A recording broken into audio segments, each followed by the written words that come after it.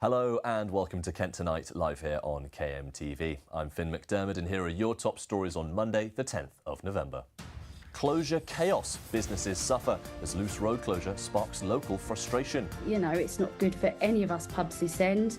You know, it's not just me that's probably going to suffer, but it's probably everybody else that's sort of this end of town as well. And determined to keep on rolling, Maidstone Roller Hockey Club races to raise funds for vital floor refurbishment. To not have that in Maidstone, which has been around now for at least 30 years, if not 40 I think, would be a real travesty. And Rhymes by the River. Chica Jones, a performance poet based in Rochester, will be the first to perform at Medway River Lit this evening. I know that the festival has been on for quite a while, and so being part of the festival feature poets is a great honor from my end.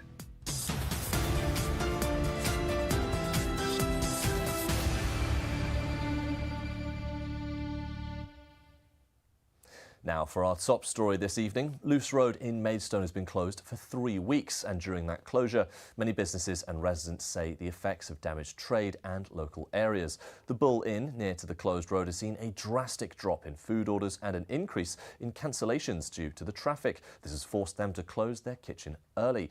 Kristen Hawthorne has been speaking with them and others who have been affected. 3 weeks ago, Loose Road was closed for roadworks. It's caused gridlock traffic and damage to diversion roads, but it's also causing a noticeable difference to local businesses. Our local wet trade hasn't been affected too much, but definitely our food trade. We've noticed it at the weekends, especially when we've got our tables booked in, people ringing up because they're trying to get round the traffic. We've had tables cancel their reservations on the day as well. I mean, it's food is definitely, especially from like Monday to Friday, it's definitely gone down by half. You know, it's not just me that's probably going to suffer, but it's probably everybody else that's sort of this end of town as well. And if you're thinking of going to pet an animal to de-stress from the traffic, you might have trouble doing that as well. The majority of us start about 8:30. There was a couple of us got in about 9, so the normal journey that would have taken 10 minutes took about an hour this morning. And we're hearing that visitors, it's the same for them as well. Obviously, it's more important for us to be here because if we're not here, we can't serve the public and we can't be here to tend the goats. But yes, it's been chaotic. I mean, there's queues both ways on the roads, and actually from one of the main road junctions right past our turning to the sanctuary. Yeah, it's chaotic. It is chaotic. While some Maidstone residents and businesses worry that the closure will last until Christmas, SGN have confirmed that everything is on track to close in 2 weeks. In a statement, they said that we're on track to complete this work, enabling the safe reopening of the road by Monday, the 24th of November. Signed diversions are in place for affected motorists, while the A229 Loose Road is closed. There are no plans to alter the agreed routes. With some drivers using unsuitable side roads and causing congestion, new signs, marshals and navigation updates are in place to keep traffic on official diversions. A spokesperson for the Kent County Council added that they understand and sympathise with the concerns raised by residents regarding the impact of the recent road closures.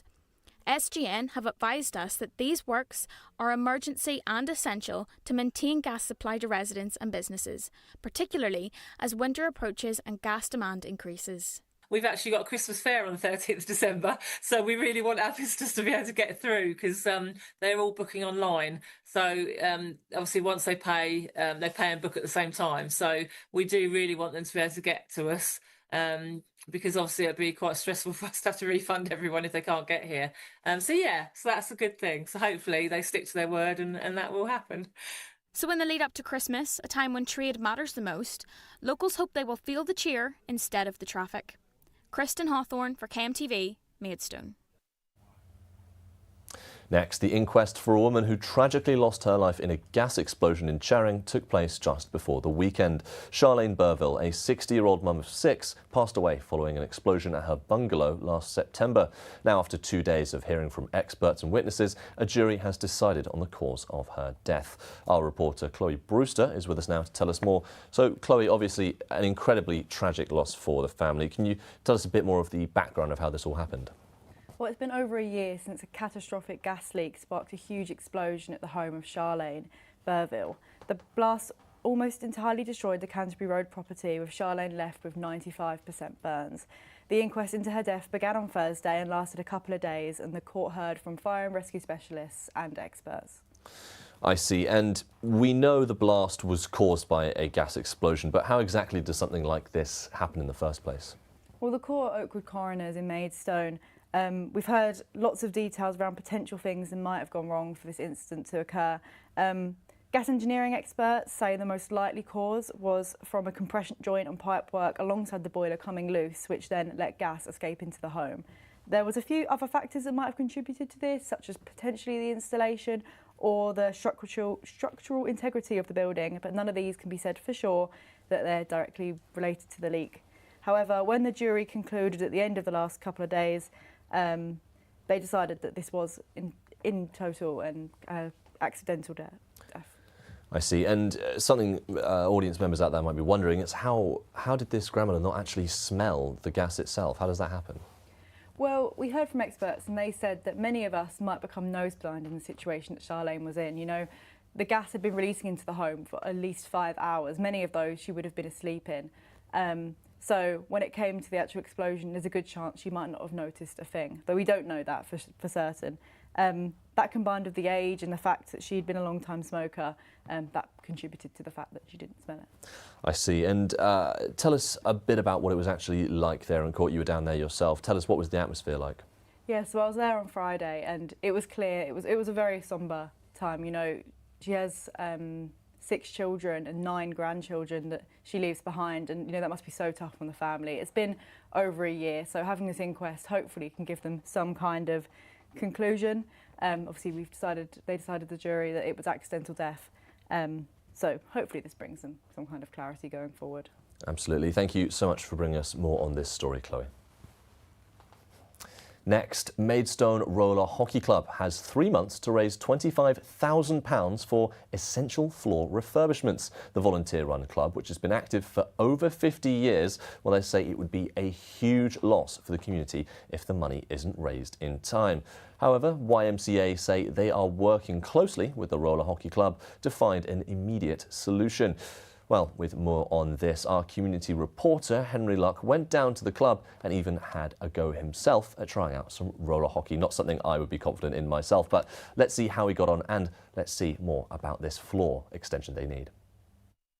The Maidstone Roller Hockey Club has been offering excitement, competition and friendship for over 50 years, but they have 3 months to raise £25,000 to refurbish their floor here at the YMCA, and have set up a GoFundMe page in hopes of reaching this goal. Organisers of the club say the sport is vital for keeping children off the streets, building teamwork skills and promoting an active lifestyle.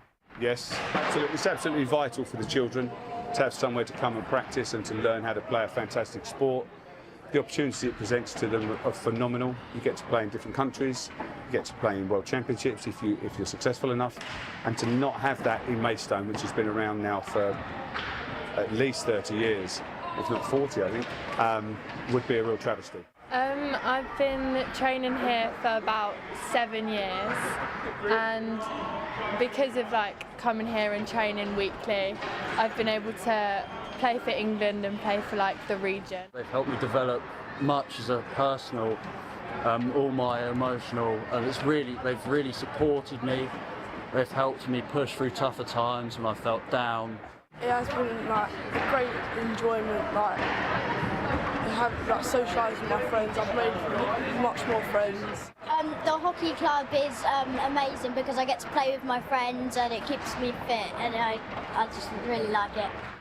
The YMCA have said the lifespan of the floor has greatly reduced due to the intense activity of roller hockey, and the charity has limited funds and no government or local council support, which means they need to balance their resources. However, the YMCA have proposed a small rent increase of £5.58 per hour once the refurbishment is complete in January next year, which will allow them to tackle any maintenance in the future. But there was one more thing I wanted to ask myself. Now let's see if I've got what it takes to become a rink hockey legend. It was admittedly my first time on skates like this, but thanks to the club's help, I was at least able to stand upright and even earned a certificate for my efforts. They and the YMCA are determined to make sure the wheels keep on spinning for this sport for everyone in the years to come. Henry Luck for KMTV in Luce.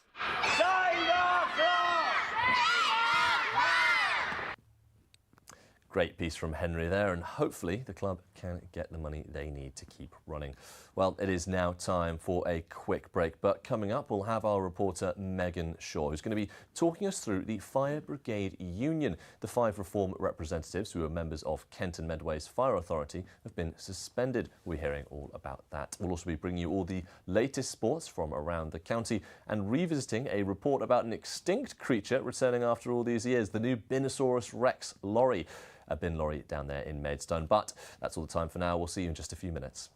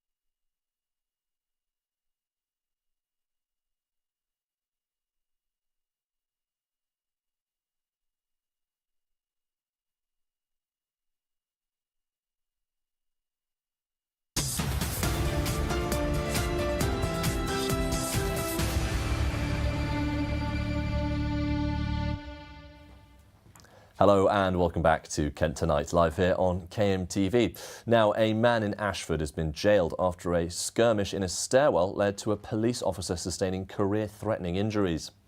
At Canterbury Crown Court on November 4th, George Kalau was jailed for 10 months. Last year, police found Kalau in a highly distressed state in the early hours of the morning. Police Constable Gray was chasing the 20-year-old down the stairwell of his apartment block after he resisted initial arrest when he crashed into a wall, injuring his arm. Kalau was later charged with assaulting an emergency worker and inflicting grievous bodily harm without intent.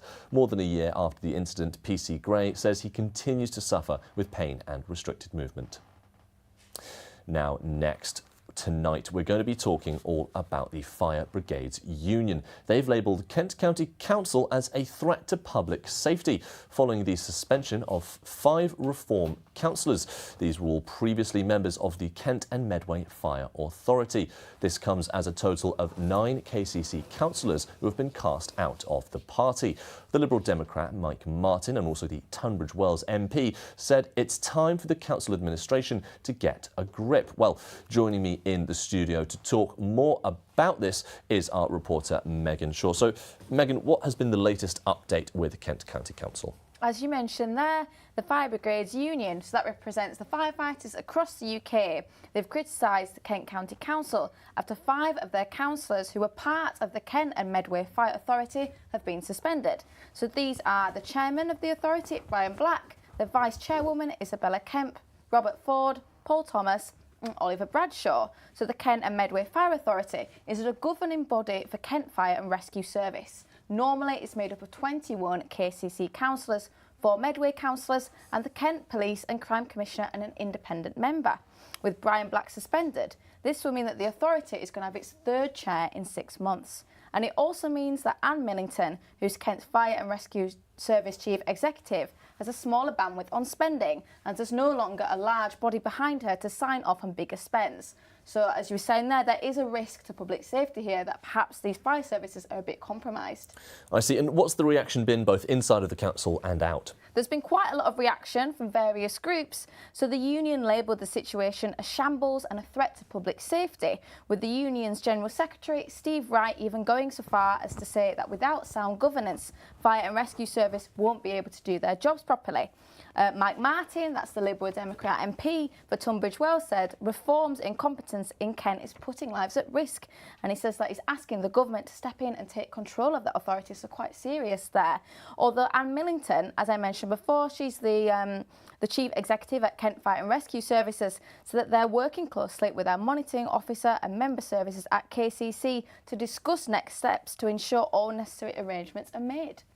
I see. And this isn't the latest controversy from Kent County Council, is it? Tell us a little bit more about that. It's not, no. So we did approach Reform UK HQ for comment. They've not got back to us yet. But we do know that Kent County Council has lost 9 of its 57 councillors that were elected in May. And things have escalated since The Guardian published a recording of a heated council meeting that we did cover quite extensively. Following that, 4 councillors were expelled there and 1 suspended. Recently, Isabella Kemp, who was the chairwoman on this authority we were talking about, was a data protection officer at Reform's HQ and is in the process of taking Reform UK to a tribunal for unfair dismissal. I see. Thank you so much for bringing us all those details. Now it's time to take a quick look at the football from around the county.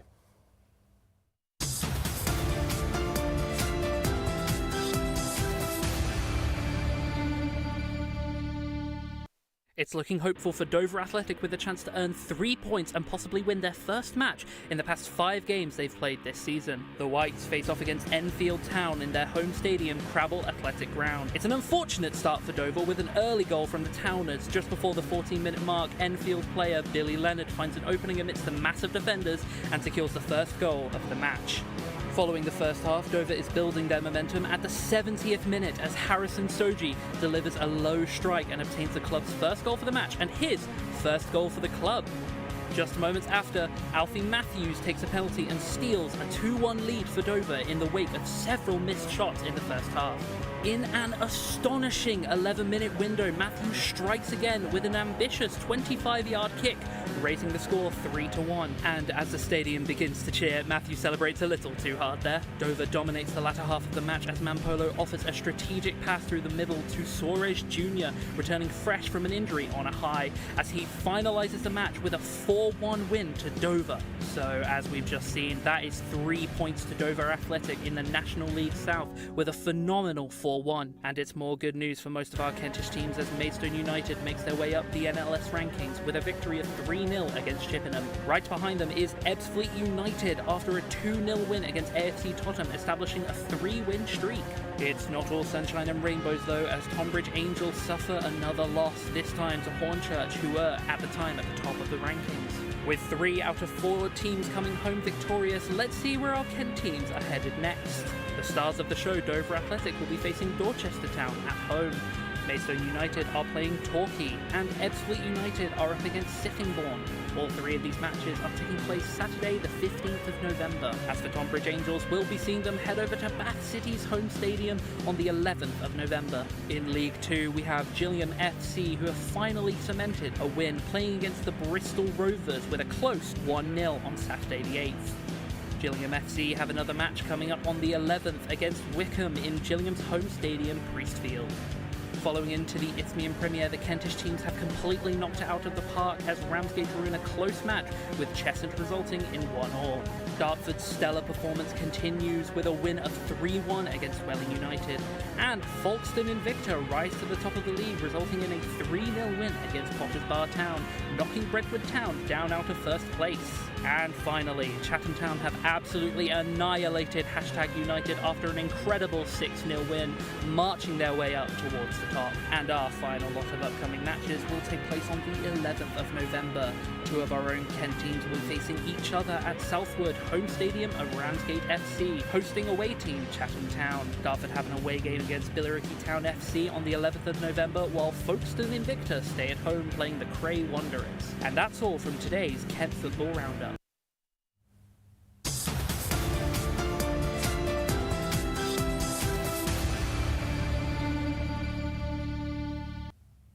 And don't forget, you can keep up to date with all the latest stories from across Kent by visiting our website, kmtv.co.uk.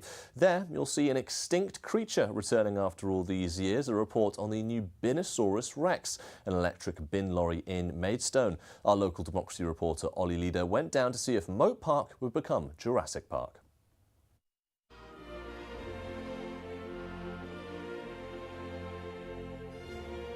Meet the Binosaurus Rex, the carbon-friendly apex predator of Maidstone's waste collection, silently moving through the undergrowth of Moat Park. You know, we want the children to think about recycling, thinking about litter. They see this driving along, they're excited, and if we can get them excited about recycling, excited about using litter bins, then we're doing our job, because we're keeping the waste from being sent for disposal, we're keeping stuff from being dropped on the floor. You know, these parks are beautiful, we don't want litter. The Binosaurus Rex is an expensive beast. It cost the council around £170,000. But because it's a herbivore, because it doesn't guzzle those fossil fuels every other bin lorry does here in Kent, it also makes it cost effective and potentially the future for waste collection here in Maidstone. Now, I'm sure that people want to reduce their council tax, so this is more expensive to buy. But over the lifetime of a refuge vehicle, it can be 20 years, we will definitely save money. I mean, 300 litres of diesel a day we're not using. That's a lot of diesel. But what difference does any of this make? They go faster than that. Behind the wheel? Can you hear that? There's absolutely no roar on the Binosaurus Rex as it's trundling along here in Moat Park. That's because it's all electric, so it won't be keeping you up in the morning as it's collecting your street waste. That's right, yeah, they'll be amazed, because by the time they keep the collection, we'll be in and out without them noticing we're there. But do passers-by believe the new addition is a dino-soaring success? Fantastic. Good fun. Brightens up, you know, your day when you see something like that. Let's hope people are attracted by it and take notice of it. I like the design, but I'm anti-electric. Maidstone Borough Council's 2030 net zero target means many of the existing diesel lorries are heading for extinction. Love it or hate it, the Binosaurus is here to stay. Ollie Leader in Moat Park. And now it's time to look at the weather for the coming days.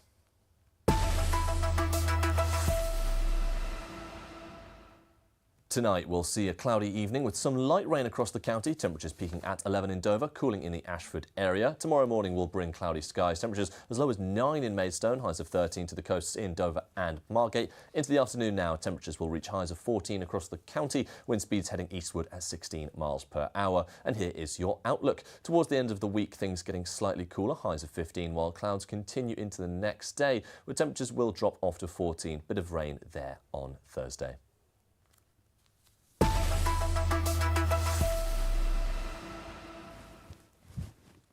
Well, it's now time for a break, but coming up we'll hear about Maidstone's Loose Road that's been closed for 3 weeks with many businesses and residents affected. We'll also discuss the BBC's recent controversy over the weekend after it was revealed they misleadingly edited a speech from the US President Donald Trump. And we'll also take a look at Detling Diner, which is now reopened after suffering from a fire about 18 months ago. They are now having up to 100 people returning to their opening day. We'll have all this and more after this very short break. See you in just a few minutes.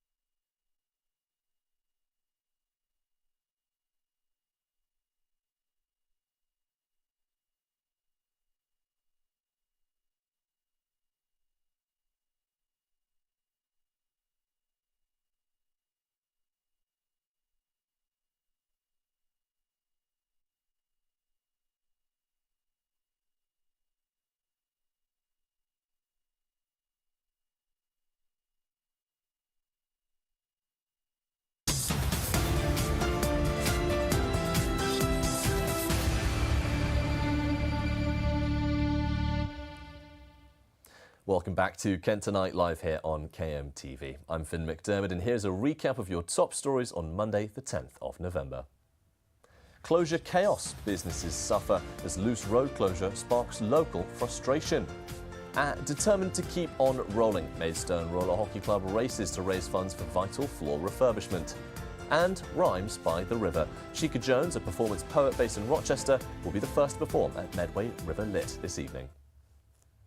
Now for a look back at our top story tonight. Luce Road in Maidstone has been closed for 3 weeks, and during that closure, many businesses and residents say the effects have damaged trade and local areas. The Bull Inn, near to the closed road, has seen a drastic drop in food orders and an increase in cancellations because of the traffic. This has forced them to close their kitchen early on some occasions. Kristen Hawthorne has been speaking with them and others who might have been affected. 3 weeks ago, Luce Road was closed for roadworks.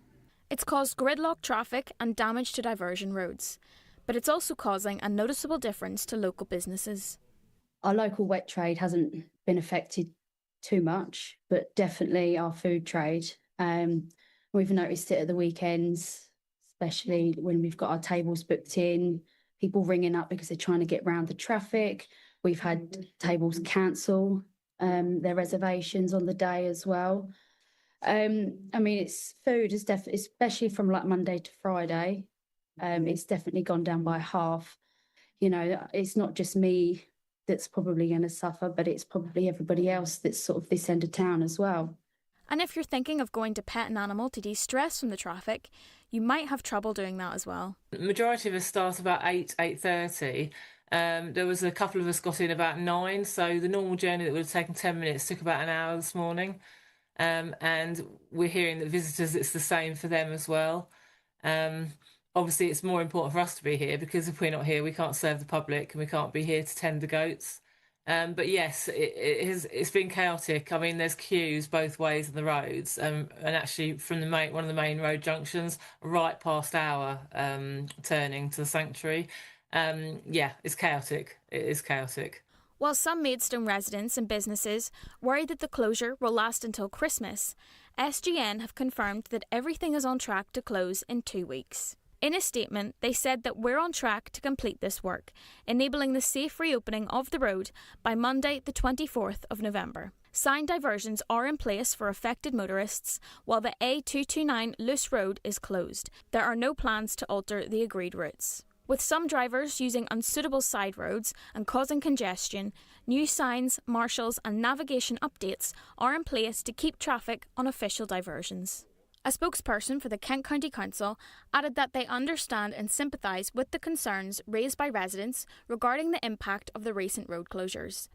SGN have advised us that these works are emergency and essential to maintain gas supply to residents and businesses, particularly as winter approaches and gas demand increases. We've actually got a Christmas fair on the 30th of December, so we really want our visitors to be able to get through because they're all booking online. So obviously once they pay and book at the same time. So we do really want them to be able to get to us. Because obviously it'd be quite stressful for us to have to refund everyone if they can't get here. So that's a good thing. So hopefully they stick to their word and that will happen. So in the lead up to Christmas, a time when trade matters the most, locals hope they will feel the cheer instead of the traffic. Kristen Hawthorne for KMTV, Maidstone. Now, the BBC has been involved in controversy over the weekend after it was revealed they misleadingly edited a speech from US President Donald Trump to make it seem like he had directly called for violence on January 6th of 2021. Since then, 2 top leaders at the BBC have resigned, and Trump himself has accused the journalists of being corrupt and dishonest, and he's today threatened legal action as they received more than 500 complaints. Andy Richards, who's been a journalist for more than 20 years and is now the channel director here at KMTV, joins me to discuss this further. So, Andy, is this something people should be concerned about, that the BBC have been revealed to be making this kind of impartial, misleading edit that seems to lend itself to a certain viewpoint? I think first of all, it's really quite interesting the way this has played out quite quickly as well over the weekend. What's ironic is that it was a journalist from The Telegraph who exposed this story, who has no impartiality to adhere to. Because it's very different. Print media and broadcast media have different standards and different regulation to adhere to in terms of impartiality. We have to do the same thing as the BBC here at KMTV. We are regulated by Ofcom in exactly the same way, and impartiality is a really important thing. I think if there'd been no action and no quick investigation, I think that would have been really concerning. Critics will be saying, well, what else have they been doing in terms of misleading the public, if that's what they have been found to be doing. But I think the fact that there was very quick action should be something that everyone should be encouraged by with the BBC. And let's see how this plays out over the next few weeks. Absolutely. And you mentioned there the difference between broadcast and print. You know, you and I know, IPSO code and Ofcom and things like that. But for our viewers at home, is this to the level of seriousness that this is being treated with? Is this something very serious that will be long-term repercussions for? I think there's politics in play here as well. Clearly, the US and the UK have got important deals to do, and it's a very, very turbulent time in international politics. Having the biggest news organisation in the world, some would say, having this type of controversy around it is embarrassing for UK politicians. So that's something that's definitely at play here. But it's really, I think impartiality is extremely important. For example, you didn't tell me the questions you were going to ask me about this in this interview, because it was important that you could ask me open and honest questions without it being formulated and created, because your job is to push me on these types of issues, and I would expect the same within the BBC. I see. Thank you so much for your time, Andy. Thank you, Finn. Now, after suffering from a fire 18 months ago, Detling Diner has now reopened with up to 100 people returning on each of their opening days. The location was also used for filming for shows like Netflix's The Gentleman and ITV's Joan. Alia Pritchard has the story. A taste of America returns as the Detling Diner reopens after its devastating fire 18 months ago. The diner, that was loved by TV productions and used for shows like The Gentleman, was left completely wrecked after an electrical fire started in the stockroom. July 24, we had a fire here on a Saturday evening. The place was empty at the time. A passerby spotted the smoke coming out of the roof, called the fire brigade, by which time it had taken hold. The smoke had completely engulfed the whole diner, and it ruined everything, basically. The smoke, the fire, everything was gone. All our stock, furniture, absolutely everything. Since the fire, they have worked tirelessly to rebuild from the ashes of what they had lost and have revamped it into a traditional red and white American-themed diner. We went for the American diner theme, hence the red and white. It looks nice, it's bright, it's clean, and I think it's appealing. I hope everyone else thinks that. But we got there in the end. We're there now. We've got all new stuff in here, which we hope everybody's going to like as much as we do. And yeah, we're really looking forward to it taking off. We're here, we're ready, and we hope we can really come true for you. We've tried our hardest, and now we just need the support. The diner finally welcomed back customers on Wednesday the 5th November and received many positive reviews about the transformation. Alia Pritchard from KMTV in Detling. Next, Maidstone Council have begun a public consultation on Lidsing and Heathlands garden settlements of 7,000 homes. The council has drafted supplementary planning documents for the two sites and is inviting for comments on them. The Heathlands garden settlement is proposed for land between Lenham and Charing and could deliver up to 5,000 homes with 40% affordable housing. The plans also include a new railway station, healthcare, education facilities and a country park. The Lidsing garden settlement will provide up to 2,000 homes, also with that 40% affordable housing, alongside employment space, community services and a strong emphasis on biodiversity and green infrastructure. Next, a Medway Scouts group raising funds for the Royal British Legion Industries has been left in disbelief after poppies they put up on lampposts were stolen. Last night, 46 mementos put up in City Way in Rochester were taken just over 24 hours before Remembrance Sunday. It comes after around 30 children of the 21st Medway Scout Group spent the last day putting them up. Each year, the Scouts put up the tributes to those who served during the war to raise around £5 per lamppost to give to the RBLI. This time, they're hoping to raise more to cover the losses. Tomorrow, members of the group who originally placed the poppies will take part in a parade to Fort Pitt Military Cemetery in City Way. And now a petition to lower the age and increase the frequency of mammogram invites has been launched. Gemma Reeves, a local chemotherapy nurse, started this petition after witnessing firsthand how many young patients are diagnosed with breast cancer. She wants the age for mammograms to be lowered from 50 to 40 and for the invites to become annual rather than every 3 years. The petition currently has over 13,000 signatures. Let's listen to Gemma now. Because early detection makes a huge difference. And when breast cancer is, or any cancer is found sooner, treatments can be less aggressive, outcomes are better, and more people get a chance to, live full lives really. And that's why I set up the petition to, lower the age of the mammograms from 40 and for them to be more routine. The thing is, everything is always cost related, isn't it? And, if they did lower the age and do the screenings more often, in the long run, they would be saving money, because if you've got that early detection, the treatment for an early detection might not cost as much as somebody that has been detected later and needs to go through a few lines of different chemotherapies. Now it is time. Short break, but coming up we'll hear more about Tide's leisure centre that was demolished as a £20 million revamp takeover continues. We'll also learn about a controversial plan by Rogate Properties Limited that looks to demolish the St George's Parish Hall. This has been declined by the Dover District Council. We'll also hear about an archive of Kent soldiers who fought in the First World War. This has been released by the platform findmypast.com, and we'll have loads more stories as well. Catch up with you just after this short break.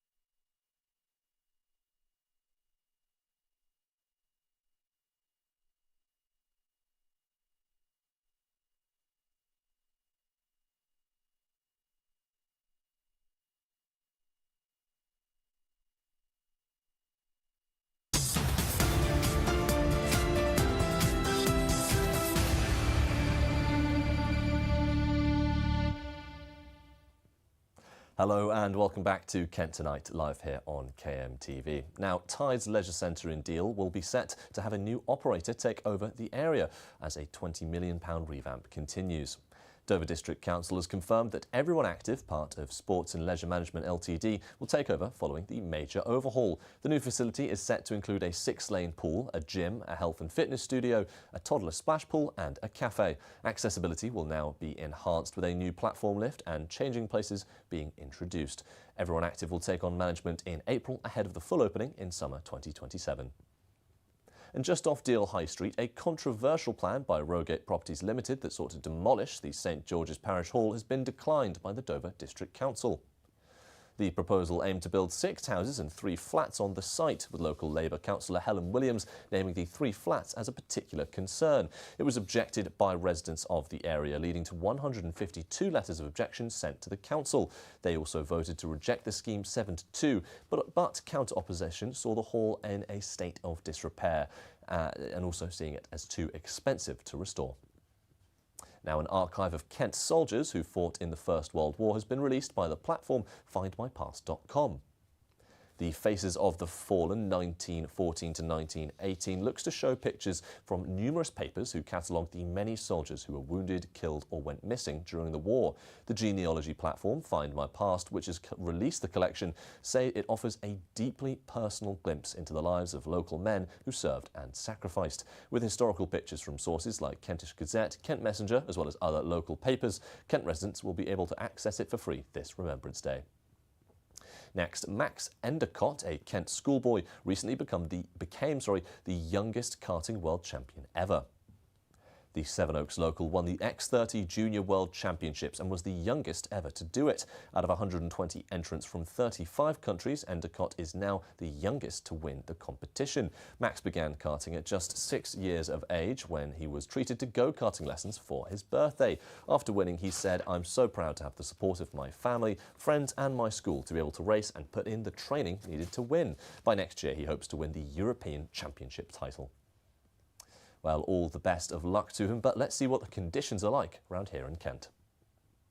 Sorry, I thought I was being clever. Instead, we're going to have a look at something else. Don't forget you can keep up to date with all your latest stories across Kent by logging onto our website, kmtv.co.uk. This isn't about the weather. In fact, it's about the cost of parking in Whitstable. My mistake. Let's have a look.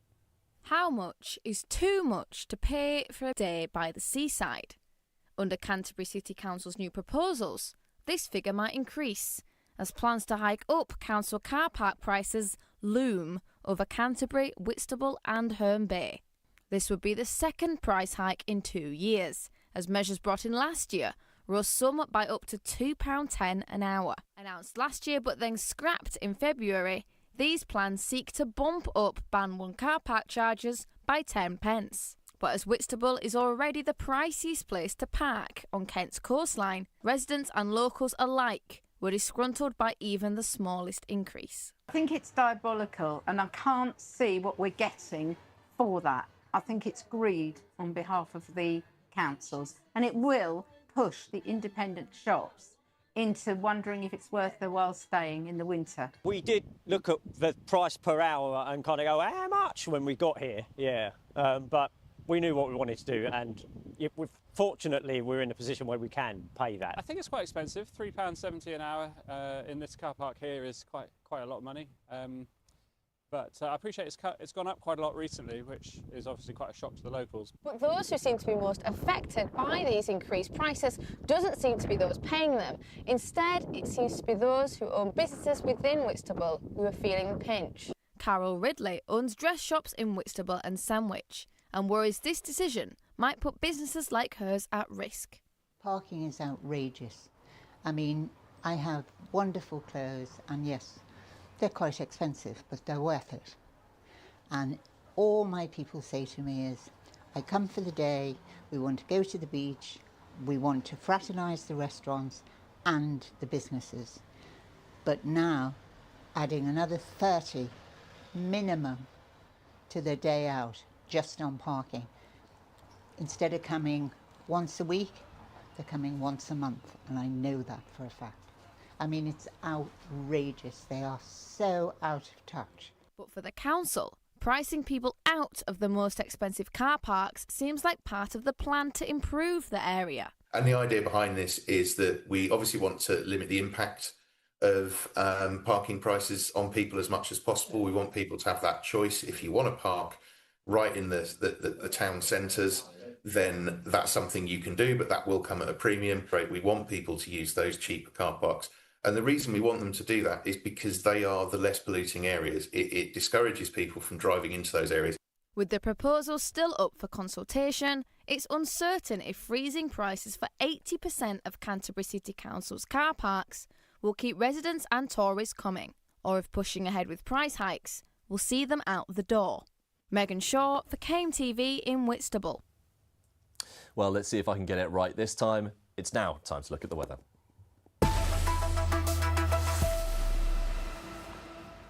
Tonight we'll see a cloudy evening with some light rain across the county, temperatures peaking at 11 in Dover, cooling over in the Ashford area, reaching 9 degrees. Tomorrow morning will bring cloudy skies, temperatures as low as 9 in Maidstone, highs of 13 to the coasts in Dover and Margate. Into the afternoon, temperatures will reach highs of 14 across the county, wind speeds heading eastward at 16 miles per hour, and here is your outlook. Towards the end of the week, things getting slightly cooler, highs of 15, while clouds continue into the next day, where temperatures drop off to 14, with some rain there on Thursday.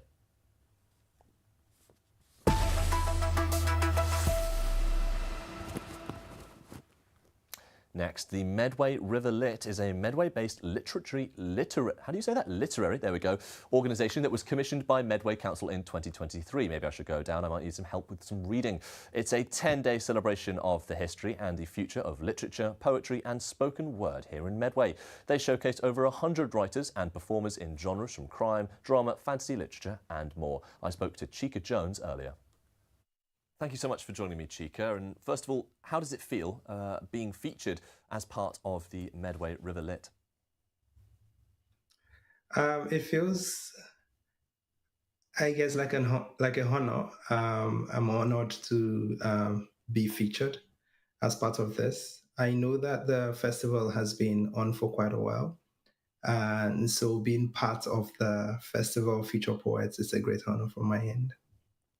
Absolutely, and you've performed on stages across Nigeria, Germany and here in the UK. How does the energy, I suppose, of Medway's poetry scene actually compare? I know you hold Medway Poetry Nights regularly. Tell us a bit about that. I think my favorite thing is the enthusiasm people bring to their work and their performance. Comparing will be slightly hard because I think poetry communities all over the world tend to be the same. People love their poems, people love to share them. But I think for Medway Poetry Night, which I started holding in 2023 actually, so going on 2 years now, it's been really good to see people of all ages. I think typically most times when I see poetry performances or nights in other places, there's a certain younger crowd which you tend to see. But I think what has stood out for me for Medway Poetry is people of all ages, people from all kind of backgrounds show up with their poems, and it really brings a richness to the experience. You get to hear poems from people who are quite old. You get to hear poems from people who are quite young. You get to hear poems from people in between from all walks of life. So that I think has stood out for me as special in Medway Poetry Night since the 2 years we've been holding it. I see. And what do you hope that audiences might take away from your performance? From my performance, that's usually a hard one to answer as a poet. I hope they can take away joy. Over the past 3 years, I think I have been performing for way more, but over the past 3 years, I've become obsessed a bit with the concept of joy and what that means. And I hope that when people hear my poems or listen to them, they come away with joy, regardless of the subject. Absolutely. And you mentioned there that richness, getting younger people involved. What's sort of being done at festivals like Medway River Lit to make sure that it keeps poetry as a medium alive, especially get these young people through the door? Tell us a bit about that. I think my favorite thing is the open mic feature, because sometimes when I'm going to split it. So sometimes when younger people are getting into poetry, one of the biggest fears is, oh, what if people don't like my poem? Or what if this is just nonsense? And the open mic as a feature of festivals really says, come in with whatever you have. No matter how you think about it, bring that poem to the stage. And I think that's a way to reduce that fear and get over that barrier to entry. And away from younger people age-wise, there are people who are older who are also just starting in poetry, who just want to see what it's like. So the open mic feature is also a great place not to feel like you're being judged or you're on the spot, and you can just bring yourself in. I think another thing is the cost and the timing of events. Keeping the cost relatively low so people don't have to think too much about getting the money to attend is also something that's super important. And where it's possible, also free entry is a great thing. I see. And we haven't got much time left, but I'm curious, how did you get into writing and performing poetry, and how easy is it for people to get into? How can people start doing it? I started writing in 2012. I had my first slam in 2013. And I think I got into it from reading a lot. I used to read a lot, and I think by logic or consequence, you tend to write a lot if you read a lot. So I think if you are thinking of writing or becoming a poet or performing poetry, a good place to start is reading books, reading poetry books, reading novels, any kind of literature you can lay your hand on. Reading a lot will spur you into writing. I see. Thank you so much for your time.